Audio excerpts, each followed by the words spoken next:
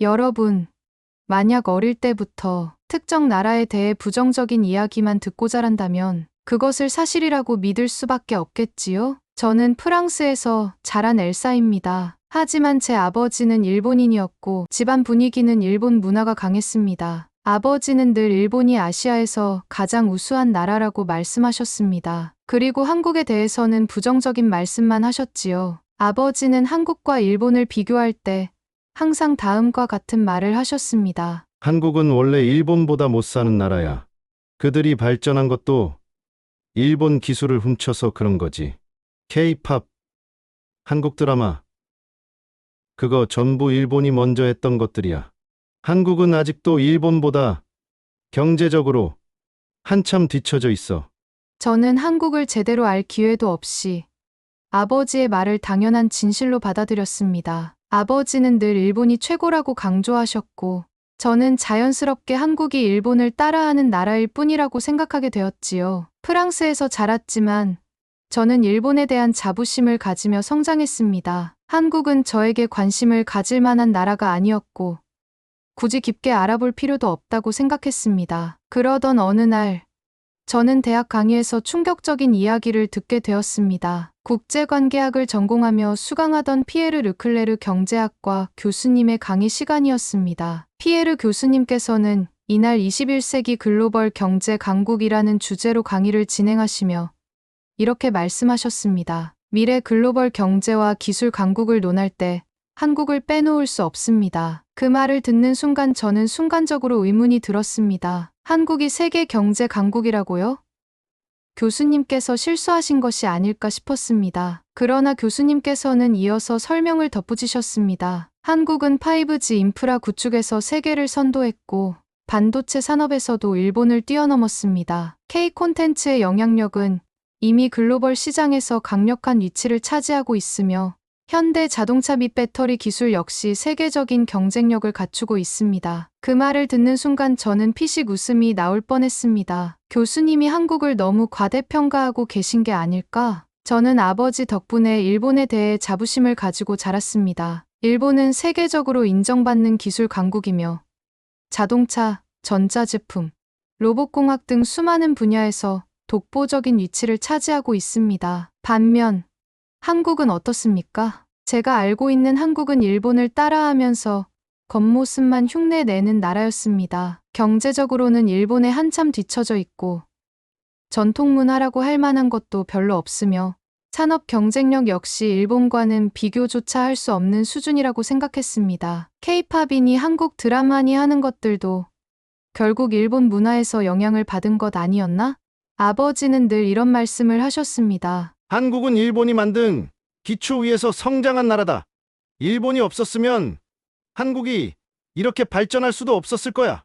그런데 지금 교수님은 한국이 일본을 넘어섰다는 말씀을 하고 계셨습니다. 저는 도저히 납득할 수 없었습니다. 교수님의 설명이 계속 이어졌지만 저는 더 이상 듣고 있을 수 없었습니다. 결국 참지 못하고 손을 들었습니다. 교수님, 한국은 그냥 일본을 따라하는 나라 아닙니까? 교수님은 제 질문에 놀라지 않으셨습니다. 오히려 약간의 미소를 지으며 되물으셨습니다. 과연 그럴까요? 오히려 일본이 한국을 따라해야 할 수도 있습니다. 그 순간 저는 소스라치게 놀랐습니다. 제가 평생 믿어왔던 것들이 잘못된 정보일 수도 있다는 생각을 처음으로 하게 되었습니다. 한국이 일본보다 뒤처진 나라라고 믿어왔는데 교수님의 설명을 듣고 보니 사실과 다를 가능성이 높았습니다. 도대체 무엇이 진실일까요? 결국 저는 직접 확인해보기로 결심했습니다. 그러나 아버지는 한국에 가는 것을 결코 허락하지 않으실 것이 분명했습니다. 그래서 저는 위험한 계획을 세웠습니다. 방학 동안 혼자 여행을 가겠다고 말씀드린 뒤 다른 나라로 떠나는 척하고 한국으로 가기로 한 것입니다. 아버지께는 유럽 내 다른 국가로 여행을 간다고 말씀드렸습니다. 일본인인 아버지는 유럽 여행을 긍정적으로 생각하셨기 때문에 별다른 의심 없이 허락하셨습니다. 하지만 실제로 제가 예약한 항공편은 파리에서 인천으로 가는 직항편이었습니다. 비행기 표를 끊고 숙소를 예약하고 필요한 준비를 모두 마친 뒤 드디어 출발하는 날이 되었습니다. 공항에서 비행기에 오르면서도 가슴이 두근거렸습니다. 지금까지 들어온 한국에 대한 이야기들이 과연 사실인지 제가 직접 확인할 수 있는 순간이 머지않았기 때문입니다. 아버지, 과연 한국은 어떤 나라일까요? 아버지의 말씀처럼 일본을 따라하는 나라일까요? 아니면 제가 몰랐던 새로운 세상이 기다리고 있을까요? 이제 저는 한국으로 향합니다. 비행기가 인천공항에 착륙하자마자 저는 긴장된 마음을 안고 공항 내부로 들어섰습니다. 프랑스나 일본의 공항과 비교하면 한국 공항은 어떤 모습일까 궁금했지요. 그런데 입국 심사를 통과하는 순간부터 예상치 못한 경험이 시작되었습니다. 공항의 모든 절차가 너무나 빠르고 효율적이었습니다. 자동화 시스템 덕분에 줄을 오래 서지 않아도 되었고, 생체 인식 기술을 활용한 출입국 심사는 몇 초 만에 끝났습니다. 프랑스에서는 입국 심사에 시간이 오래 걸릴 때가 많았고, 일본에서도 심사가 철저해서 시간이 꽤 걸리는 편이었습니다. 하지만 한국에서는 모든 것이 놀라울 정도로 신속하고 체계적이었습니다. 또 짐을 찾고 공항을 빠져나오는 과정에서도 한국의 시스템은 의외로 체계적이었습니다. 게다가 공항 내부에는 한국어뿐만 아니라 영어, 프랑스어, 일본어까지 다양한 언어의 안내판이 있었고 직원들도 친절하게 길을 안내해 주었습니다. 한국이 이렇게 국제적인 나라였나? 살짝 당황스러웠습니다. 저는 한국이 일본보다 한참 뒤처진 나라라고 알고 있었습니다. 그런데 인천공항은 제가 지금까지 방문했던 그 어떤 공항보다도 현대적이고 효율적으로 운영되고 있었습니다.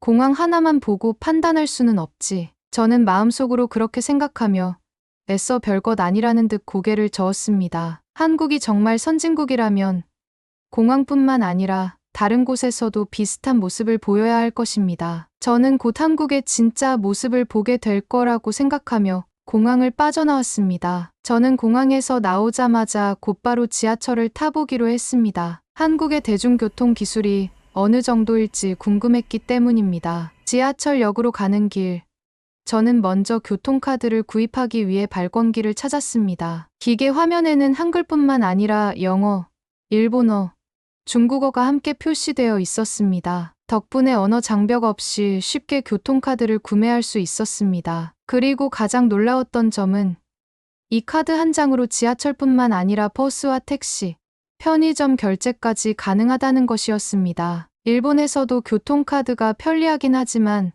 한국처럼 다양한 결제 시스템에 연동되는 경우는 드뭅니다. 이 카드 하나로 이렇게 많은 걸 할 수 있다고? 카드를 충전한 뒤 지하철 개찰구에 가져다 대니 삑 소리와 함께 바로 통과되었습니다. 별거 아닌 것처럼 보일 수 있지만 저는 이 과정에서 한국의 시스템이 얼마나 효율적으로 설계되어 있는지 다시 한번 체감할 수 있었습니다. 그리고 지하철에 탑승하는 순간 저는 두 눈이 동그랗게 커졌습니다. 차량 내부는 넓고 쾌적했으며 무엇보다도 매우 깨끗했습니다. 사실 프랑스의 지하철에서는 낙서나 쓰레기를 쉽게 볼 수 있습니다. 일본의 지하철은 깔끔하지만 출퇴근 시간에는 사람이 너무 많아 숨쉬기조차 힘든 경우가 많습니다. 하지만 한국의 지하철은 좌석 간 간격이 넓었고 바닥이나 손잡이도 먼지 하나 없이 깨끗하게 관리되고 있었습니다. 이 정도면 매일 청소를 하는 게 아닐까? 그리고 한국의 지하철에서만 경험할 수 있는 특별한 점이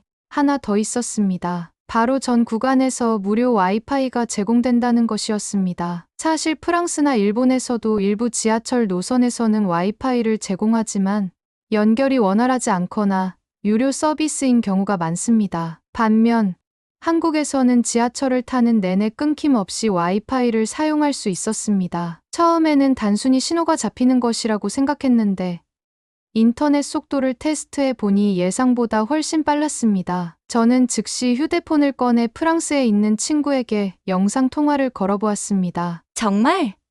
너 지금 지하철에서 전화하는 거야? 친구는 신기하다는 듯 물었고 저는 천장을 올려다보며 말했습니다. 응.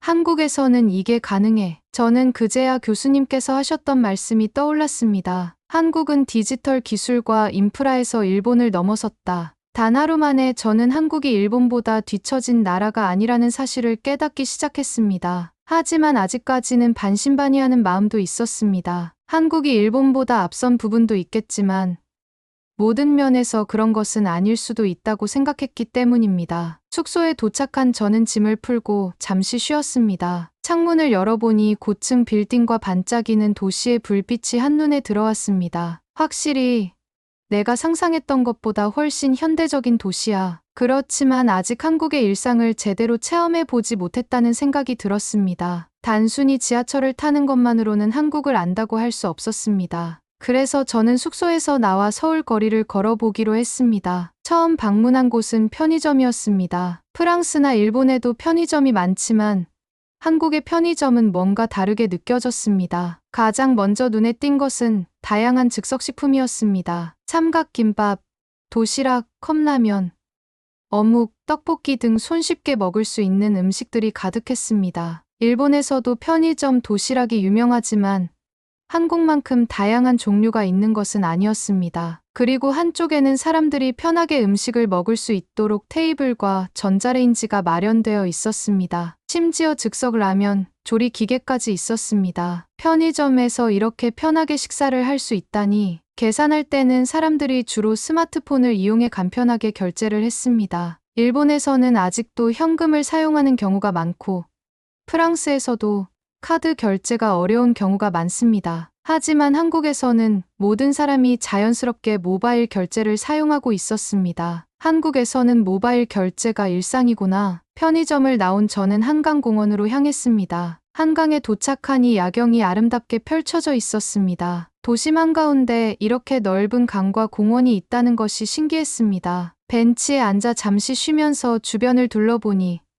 가족 단위로 나온 사람들, 연인들, 그리고 운동을 하는 사람들이 많았습니다. 무엇보다 사람들이 밤에도 자유롭게 돌아다니고 있다는 점이 인상적이었습니다. 한국은 야경이 아름다울 뿐만 아니라 밤에도 안전한 나라구나. 프랑스에서는 늦은 밤 거리를 혼자 걷는 것이 위험할 수도 있습니다. 일본도 비교적 안전한 편이지만 밤늦게까지 이렇게 많은 사람들이 공원에서 시간을 보내는 모습은 본 적이 없었습니다. 서울의 도심 속 여유로움을 느끼며 저는 다시 한번 한국에 대한 기존의 생각이 점점 흔들리고 있음을 깨달았습니다. 숙소로 돌아오는 길, 저는 오늘 하루 동안 경험한 것들을 떠올렸습니다. 한국은 단순히 일본을 따라하는 나라가 아니라 자신만의 방식으로 발전하고 있는 나라였습니다. 그러나 아직도 궁금한 것이 많았습니다. 내일은 더 깊이 한국을 경험해 봐야겠어. 그렇게 저는 한국에서의 첫날 밤을 맞이했습니다. 아침이 밝았습니다. 창문을 열자 서울의 활기찬 풍경이 눈앞에 펼쳐졌습니다. 거리에는 출근하는 사람들과 조깅하는 사람들이 섞여 있었고,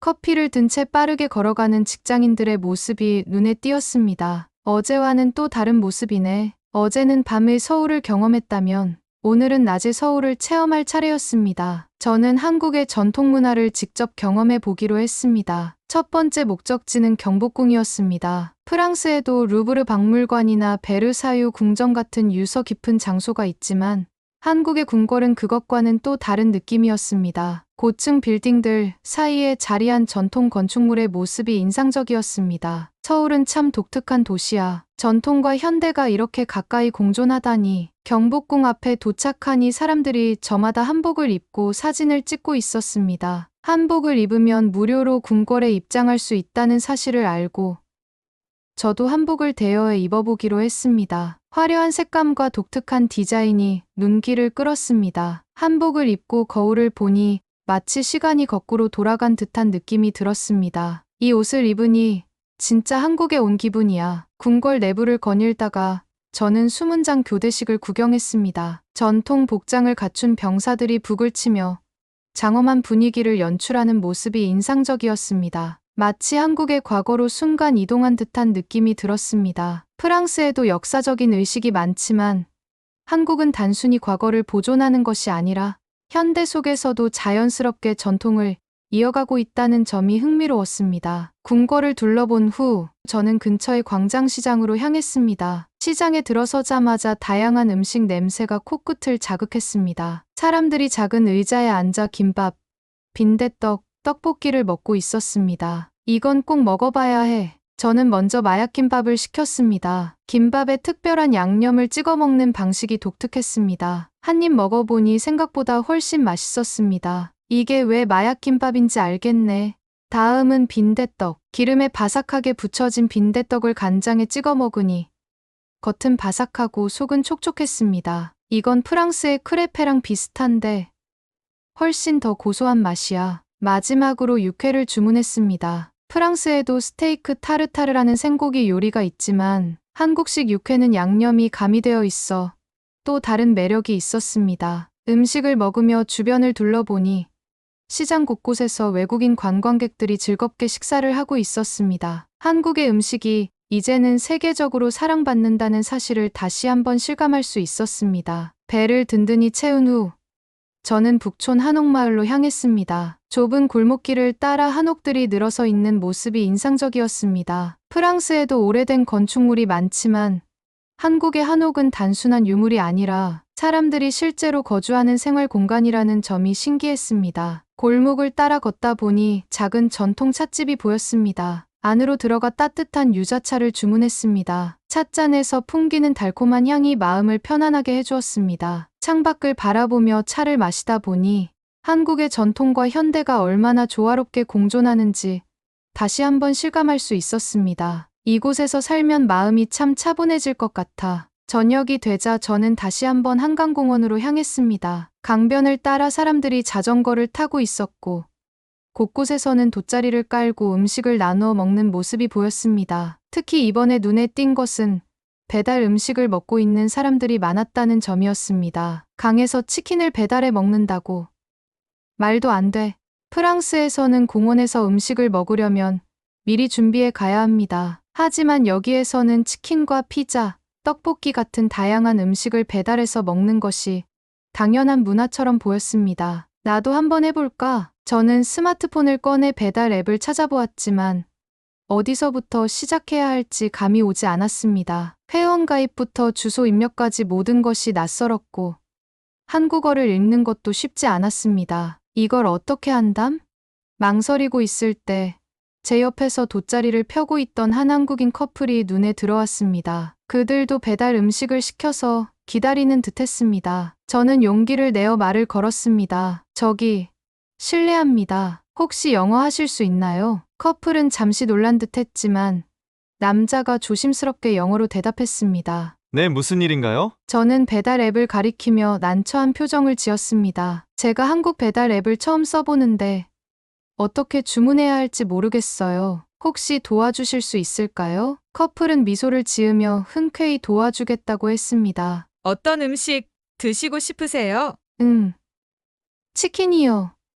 한강에서 치킨을 먹는 게 유명하다고 들었어요. 그러자 여자가 웃으며 말했습니다. 맞아요. 한강에서는 치맥이 최고예요. 그들은 제 스마트폰을 받아서 배달 앱을 실행한 후 메뉴를 하나하나 설명해 주었습니다. 그리고 이 브랜드가 한국에서 인기가 많아요. 라고 추천까지 해주었습니다. 몇 분 후 주문이 완료되었습니다. 배달원이 오면 전화가 올 거예요. 혹시 통화가 어려우시면 저희가 도와드릴게요. 저는 대답했습니다. 정말 감사합니다.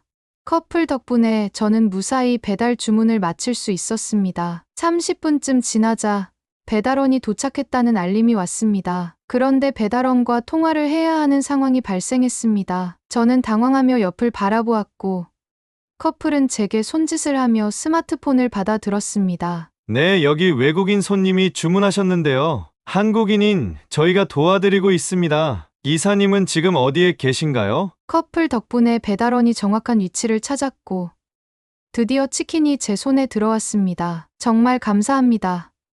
덕분에 한국에서 처음으로 배달 음식을 먹어보네요. 커플은 웃으며 말했습니다. 한국에서는 이렇게 공원에서 배달을 자주 시켜 먹어요. 좋은 경험 되셨으면 좋겠어요.